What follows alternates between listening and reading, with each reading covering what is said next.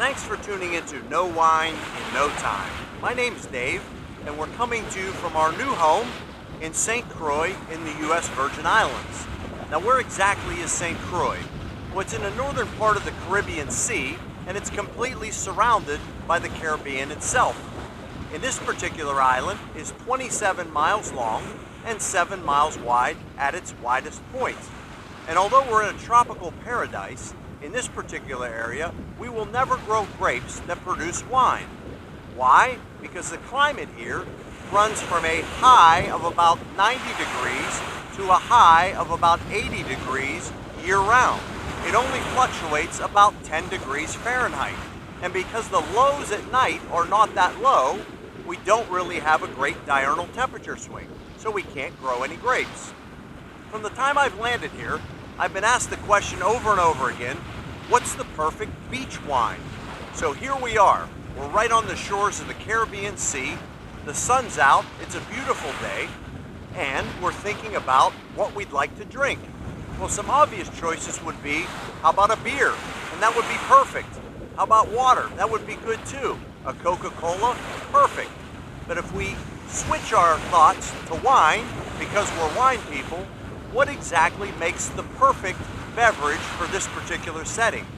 One of the things we want to look at, first off, is the weight of the wine. When we're out in the sun, it's a warm day, one thing we don't want is a wine that's too heavy.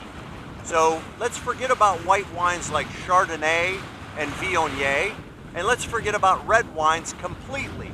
I love red wines as much as anybody else, but in this particular environment, it's not perfect. Remember, we're searching for the perfect beach wine.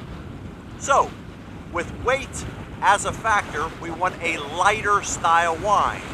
Then also, let's factor in acidity. We want that wine to be very, very refreshing. So when we think about acidity, we want a wine that has a higher acid content rather than low. That way it refreshes our palate. So on the white side, let's think things like Sauvignon Blanc. That would be perfect. Nice acidic, good grapefruit, lemon type flavors. But I think the perfect wine actually stems from red grapes, but it's not a red wine. What are you talking about, Dave? Well, I'm talking about rosés. Rosé wines are very high in acidity, but give some satisfaction because they come from a red wine, grape, but they don't exactly spend as long on the skins as we would with a red wine. So we get just a twinge of color, beautiful acidity, but yet the satisfaction of a more full-bodied wine. The one I'd like to talk about today is really one of my favorites. And this particular one comes to us from Hecton-Bagnier, and Hecton-Bagnier comes from Provence, France, in the town of Aix-en-Provence. And this is a wine that I think is absolutely perfect for a beach setting. Now with this wine, we actually have a glass stopper, so we go ahead and remove that. So beautiful presentation. And we pour it into the glass. What we see is that beautiful orangish color, which comes from just a very limited time on the skins.